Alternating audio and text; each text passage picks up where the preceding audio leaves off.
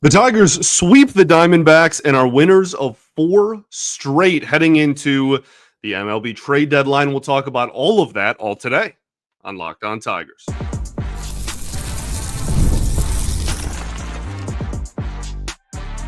You are Locked On Tigers, your daily Detroit Tigers podcast. Part of the Locked On Podcast Network, your team every day.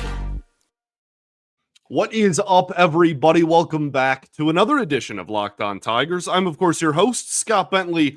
Today is Thursday, July 31st, 2025. Thank you so much for making Locked On Tigers your first listen every single day. Shout out to the everydayers that do tune in every day. We are free and available wherever you get your podcasts, including YouTube, part of the Locked On Podcast Network, your team every day. Today's episode is brought to you by 5 Hour Energy Transfusion. Go to 5hourenergy.com today and use my promo code LOCKEDONGOLF to receive 20% off of your first order. Only valid through September 30th. Order transfusion flavored 5 Hour Energy shots today. The Detroit Tigers win another ball game on Wednesday. Winners of 4 straight after this. What was the final score? 7-2. Victory over the Arizona Diamondbacks.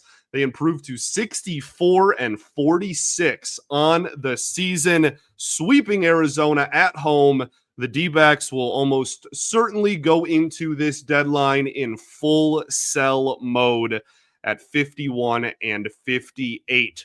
So my first thought is just that is, again, a really solid victory. And that's now 3 really good victories in a row, 4 total victories in a row. That first game was close until it wasn't there. The floodgates opened late in that finale against Toronto. But, you had a lot of good come from this series, really, period, right?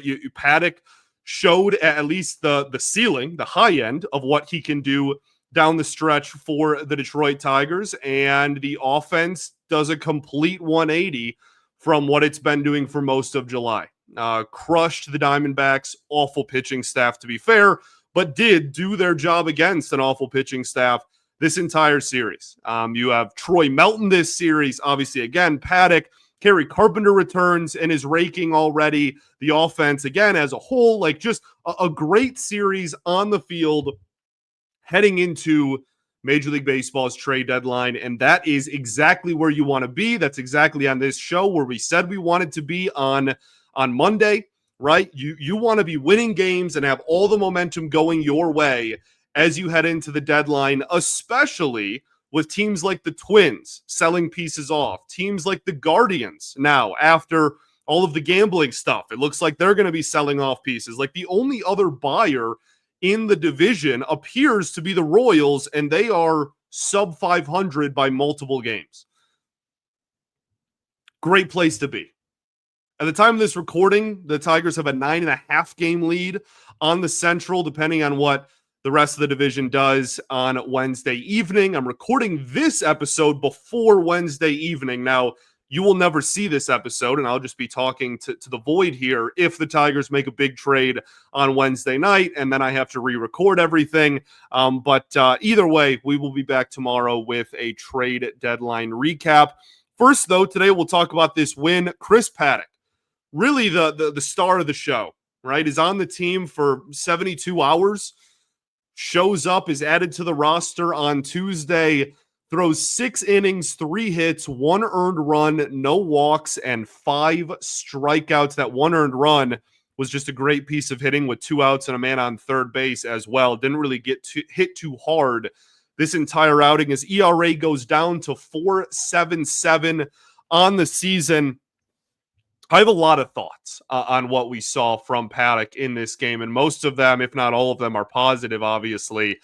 First pitch strikes were, the broadcast did a great job of talking about it. He talked about it after the ball game, and Hinch talked about it, right? That is just such a key part in what the Tigers do. And they went out and got a guy that prioritizes not walking people and first pitch strikes. He perfectly fits in to what the Tigers mold, if you will, of starting pitcher is.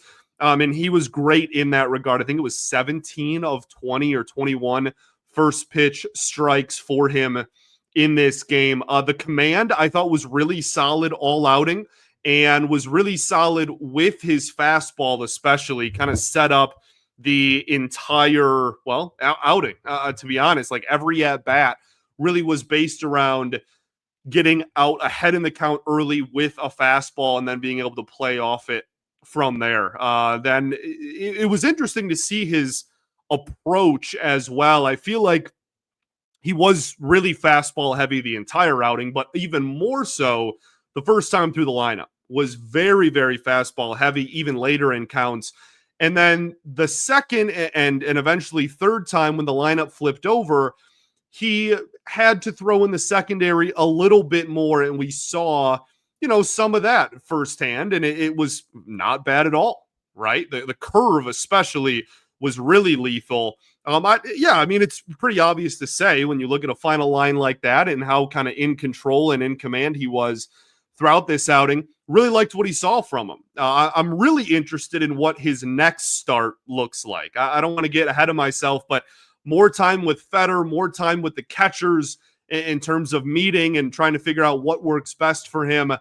Does the game plan change going forward? Is the approach any different going forward? Will he continue to be this fastball heavy? He threw about around, same percentage of fastballs in this outing as he has on the season. So I can't imagine it changes too much, but if the Tigers have anything to say about it, he's going to continue being first pitch strike heavy and going to limit the walks. That's, again, obviously something they really want to see. In terms of the rest of his secondary stuff, the changeup, I hope that they can make a little bit more effective. Didn't really do a whole lot for him in this outing, and we didn't even really see the slider. And the slider on the year has been the third most thrown pitch in his entire repertoire. About the same as how often he's thrown the curveball. But the curve was incredible on Wednesday, was absolutely a phenomenal pitch. So, I don't know if that was a game plan thing or not. The slider thing, it could have just been like, hey, don't throw that to the Diamondbacks. I'm not sure. Again, we'll see going forward. But either way, all of that rambling aside, it was just kind of a great reassurance of like, hey, this is a former top prospect with solid stuff. And I think he showcased kind of firsthand what the organization saw in him and kind of what, again, like clearly the Tigers front office saw something they liked in him and hope, obviously, that his outings look a lot like this the rest of the season. So I'm very, it's one outing. He had an ERA of almost 5 when they traded for him. We'll see how the next handful of outings go, but this was a really solid first start. And we saw some emotion from him. He screamed off the mound first. He's been on the team again for 2 days or whatever. And I think the coolest part from a analytical brain was just that in the post-game press conference, AJ had said in his introductory meeting with him, Paddack made it very clear one of the first and strongest things he said to him was just how much he cares. How much he cares about winning, how much he cares about the fact that, the Tigers traded for him while they're going for, a playoff push and a pennant push. I think that stuff matters and is important, and it's cool to see them bring in a guy that clearly is all in on winning and really wants to help this team kind of get over the hump. In terms of the decision to pull him, I'm fine with it. AJ kind of mentioned he wanted to make sure that he ended on a high note, didn't string him out too far there in his first outing in front of the home crowd and with an Old English D on him. So we'll take it, man. Tip of the cap to Chris Paddack. Great first outing. Hopefully a lot more of those to come here in the last 2 months of the season. Let's talk about the offense that was phenomenal yet again. We'll talk a little bit about the bullpen and then what went wrong, and then we'll spend the rest of the show talking about the trade deadline. Okay, we'll do all of that right after this. First, though, got to talk to you all about our friends over at 5 Hour Energy Transfusion. It is time to fuel up with 5 Hour Energy Transfusion. It brings you bold grape, ginger, and lime flavor that your favorite golf drink, minus the alcohol, And it's into a quick, energizing shot, whether you're sinking birdies or just making memories with friends. This one is a hole-in-one for your energy game. Let's be honest, some days on the course, on or off it, you just need that extra boost to stay sharp and energized. The golf course is just such a brilliantly fun and also frustrating place. So having something that tastes good, gives you that energy to hopefully sink your shots the rest of the way, I think can go a long way. Golf is all about good times with good people and good flavors. Of course, the grape ginger lime flavor gives you the best parts of your clubhouse go-to without chasing down the bev cart. If you go to 5hourenergy.com, that's the number 5hourenergy.com, you can use my promo code LOCKEDONGOLF, all one word, to receive 20% off of your order. This offer is only valid until September 30th on one order and cannot be used with other promotions. The code is not good on subscription orders either. Whether you're meeting up with friends or trying to turn 18 holes into 36, get the energizing boost you need to power through. Order transfusion-flavored 5-hour energy shots today. All right, everybody, welcome back here. Segment 2, Locked On Tigers. Appreciate y'all for tuning in, as always. Making us to our first listen every single day. Shout out to the everydayers that do tune in every day. And we, of course, will be back tomorrow recapping the trade deadline. I can't wait. I'm nervous. I'm not going to lie to you. First, though, let's finish up talking about this 7-2 victory for your Detroit Tigers. Offense was fantastic. And that kind of starts and ends with Kerry Carpenter. Maybe not ends, but it certainly is heavily, lenient on. I don't know what word I'm trying to find here. Carpenter's a big part of that. 2 for 3 with 3 RBIs, a walk, and a home run. The home run is obviously awesome, and that's what everyone's going to focus on. He actually got pulled late in the game because AJ just said he was running around a lot, and he said that he looked fine running. I agree with that. I think he looks pretty fine running as well. But my favorite at bat of the ball game, plate appearance, I should say, of the ball game was the walk against the left-handed pitcher. Now, it was a 4-pitch walk. He didn't even get thrown a single strike, but lefty draws a walk. He hasn't drawn very many walks this season. Everything just seems to be coming together for him. If we find out that the injury was actually pretty bad during that cold stretch that he had, and now he's just fully healthy and hitting like he has really the rest of his major league career, I think that is going to go a very long way in kind of everyone's outlook on his season after the season ends. And we're like, he had that cold stretch. Well, if, he was hurt during it and he's hit every single other really game throughout his major league career, then obviously, like I said, that's going to go a long way. So awesome to have him back. And Riley Green on top of that, behind him in the lineup, goes 2 for 4. If this team can get, Torkelson went over today, but if this team can get Carpenter, Green, and Torkelson all hitting at the same time, it's going to be scary for the other team. And that is going to be what this fan base envisioned, 2-3 years ago. And I hope that is the case. It wasn't just those two, because again, Torkelson went over in this one, but McKinstry gets a huge hit off of a left-handed pitcher that dominates lefties throughout the season. That was really cool to see. And then obviously Jake Rogers with a home run as well. And it shouldn't be lost on everybody that, not only did Jake Rogers have the big home run, he also caught a guy who literally was playing for a different franchise and had never been a Tiger before, certainly had never been caught by Jake Rogers before, 72, 48 hours ago. That is awesome. Jake Rogers caught a fantastic game behind the plate. Paddack mentioned it in his post-game media availability. A lot of great questions by Tigers beat writers. Evan Petzold got some really good quotes out of him as well. I think that this just was best case scenario in terms of how this ball game could have went.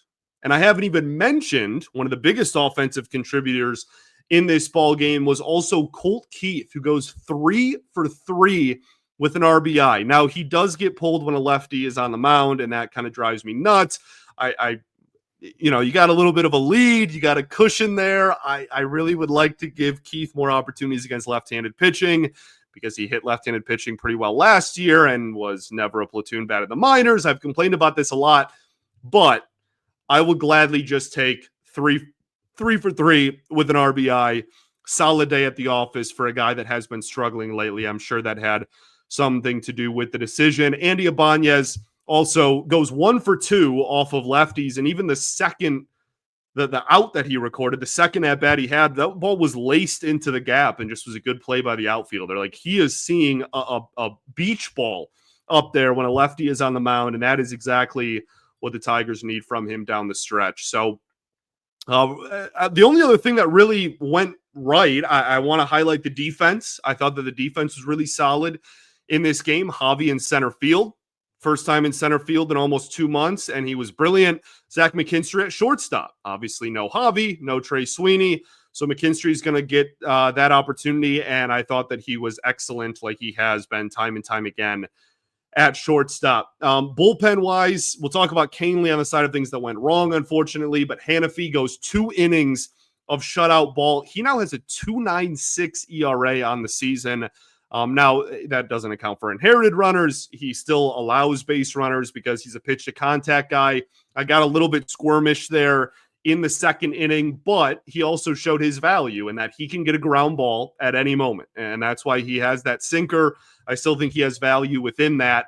It's just I don't want him to be like the third highest leverage reliever on the team, which is, maybe what he is right now. So let's talk about what went wrong. Not a very long list. Javi's offense, I guess. I just highlighted and gave praise to his defense. He goes 0 for 4 with 3 strikeouts at the plate, however. But, give and take with Javi is kind of the name of the game. Really, the biggest thing I want to harp on is just Tommy Canely. 1 inning, 2 hits, 1 earned run, no walks, 1 strikeout. And obviously the earned run was a moonshot of a home run to right field. Really, it seems like, first off, I agree with the decision to put him in the game. You really would like to get him going again. This is a low leverage situation. Let's see if he can maybe get a good outing under his belt. But really, it feels like all he has going for him on the mound is just like the element of surprise. And by that, I mean, he's not actually ever fooling anybody with like how good his stuff is.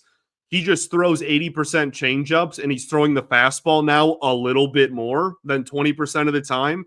And so guys are just taking fastballs in the zone, and that's like really all he has going for him. It's just like, oh, I'm just going to try to sneak this 94-mile-an-hour fastball by you because you think it's a changeup. There's a called strike. Now, what am I going to do the rest of the at-bat? Everyone just knows that they can crush the changeup right now at any point. And so, yeah, that's like the only way I feel like he can really get strikes is the called strike fastball when they're sitting changeup. Perdomo, that ball was roped, dude. That was an absolute laser to right field. His ERA is now 4.81 on the season. The reason I bring this up, please get reliever help. Please. Again, I'm recording this Wednesday afternoon. Maybe they make a trade Wednesday night. Maybe they do something Thursday during the off day. You need to get multiple relievers for this team. Okay. Let's talk stuff. Most of stuff is just going to be trade deadline talk. Okay, we'll do that right after this.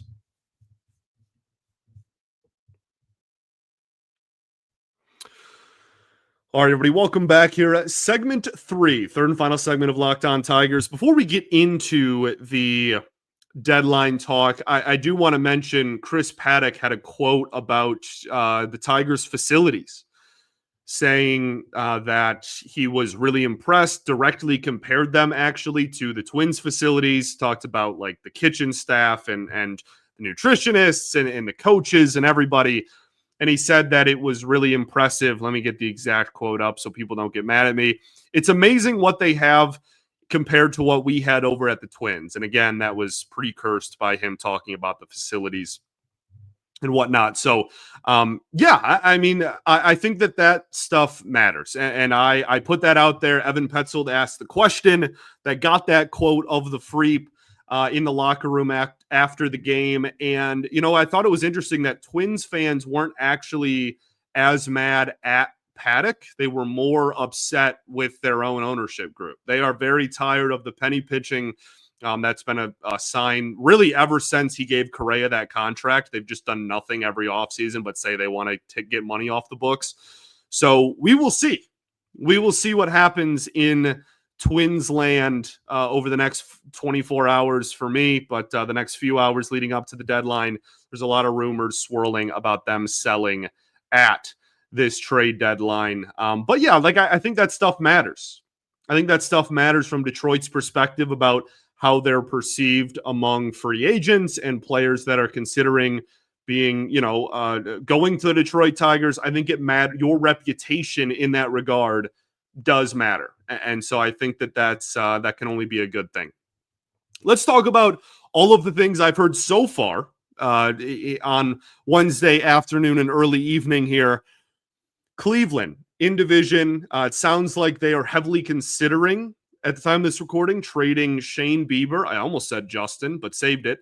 Shane Bieber or Steven Kwan. If Steven Kwan leaves this division, I will cry tears of joy. That dude has been nothing but a thorn in the side of the Detroit Tigers for most of his major league career. And look, really, this is just worst case scenario for Cleveland, because either you don't have two players suspended for gambling and you can buy at the deadline and try to make the postseason, or you look around and go, wow, relievers are getting crazy price tags thrown on them in the trade market. We'll talk about a little bit later. Some of the returns in terms of prospect value for relievers up to this point have been astronomical. We're talking like top 10 or multiple top 10 organization, top 100 prospects for like setup men relievers.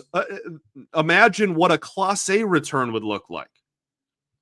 Neither of those things are happening in Cleveland. They look like they are going to have to sell because of the gambling stuff, and they're losing two of their better players, certainly in Class A, one of their best players, and they're not going to be able to sell off those players.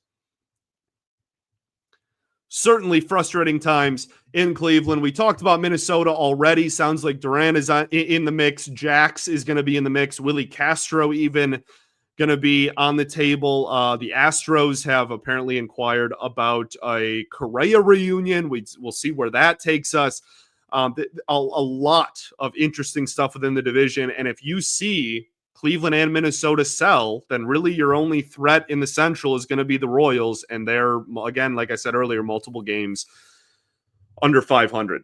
Now, the interesting thing is, because the Mets spent just a ridiculous price on Rogers of San Francisco, also, it sounds like almost certainly that the Giants are going to be sellers here and continue to be sellers. That means Verlander could be on the market. That means that Duvall could be on the market. They have a decent bullpen that teams are going to want, Duvall obviously being the big one.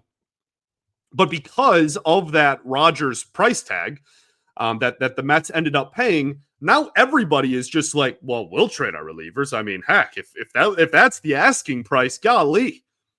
So now the Athletics, after 3 years of saying they're not going to trade Mason Miller, are now like, well, you're going to give us your entire farm system for him. Well, then golly, I'll pony up and trade Mason Miller. So that's going to be interesting to see. Obviously, we mentioned Duran with the Twins. He's going to be one of the most sought after pieces of the trade market. Rather, I almost said free agent market.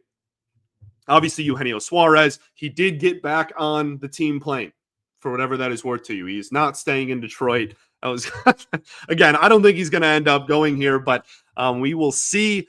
It really seems like it is a reliever friendly market, and that pretty much I think the Red Sox should trade Chapman. Looking at the price tags that are going around, I think the Angels should trade Kenley Jansen, but the Angels are buying because of course they are. Just of course. I'll be honest with you. I have a large amount of Angels fan friends. Okay, I got a lot of friends over on the west side of the country that are diehard Angels fans, and so I root for their success. They also have Mike Trout, right? Like I want to see that's like the premier player of my youth. Like I want them to be good, and they just are hilarious, and they can't get out of their own way. They do stuff like this every opportunity. Godspeed. Godspeed. I don't think this is going to work for them, but they're gonna be buyers apparently. I don't know. I have no clue. So we'll see what happens in that regard. The only other big trade that's happened in my world, in my universe here on Wednesday evening, Ke'Bryan Hayes to the Reds. I am glad that Ke'Bryan Hayes is not going to be a Detroit Tiger. That was a rumor when we played the Pirates that maybe that was a thing. I am glad that he is going in division is kind of crazy. He's not making that much money. The Pirates ownership group is just the worst. So that kind of sucks for, you kind of feel for Pirates fans there, but yeah, like he is, this is year 2 of him having a sub 600 OPS, and he's an incredible defender. Okay. Absolutely phenomenal. One of, if not the best defensive third baseman in baseball right now. But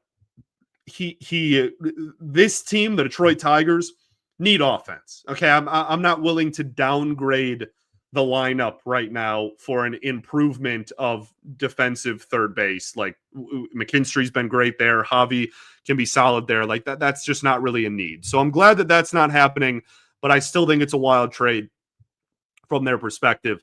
Really, I mean, the only other thing I have to say going into this trade deadline on Thursday is buckle up. It's going to be a lot of fun. We always have a lot of interesting conversations here. And on Twitter the day of, I don't know, usually I do like well, it used to be called a Twitter space. I don't know what it's called now, an X space. I don't really know. So we'll see if I'm available and if the Tigers do enough to Warner that. But I think that really the big question is just going to be how much the Tigers willing to give up for relief help, because it's clear that this is a reliever-friendly, relief pitching selling team market. Relievers are going to go for a ton. The price tag is clearly astronomically high. Are the Tigers willing to give up really, big name prospects, top 5 prospects in the org, top 10 prospects in the org to improve their bullpen this year for rentals or for guys that maybe only have a year and a half left? Or are they going to look at it and go, you know what? We will take some lesser known relievers that might not be the prominent big names, but guys whose profiles we like. We won't have to give up as many. We won't have to give up, Lorenzo or even, I don't know, like the organization seems to be quite fond of Max Anderson, whatever it might be, to bring somebody like that in. So that is kind of my biggest question heading into this. I think if you can get an elite reliever that's under contract beyond just this season, or that you're confident you can re-sign beyond this season, it would take a lot of convincing for me to give up one of the top 4, Clark, Briseño, McGonigal, Rayner. But I think starting at Lorenzo and going down, I could probably be convinced if it's a truly high-end, elite reliever that you can maybe even get more than just the rest of this season out of. So, okay, we'll see. Buckle up, baby. Thanks for making Locked On Tigers your first listen every single day. Shout out to the everydayers that do tune in every day. We, of course, will be back tomorrow recapping the trade deadline and previewing the series this weekend against Philly. Also, shout out to the Fidrich family. Mark Fidrich's wife and grandson were at Comerica Park on Wednesday's game.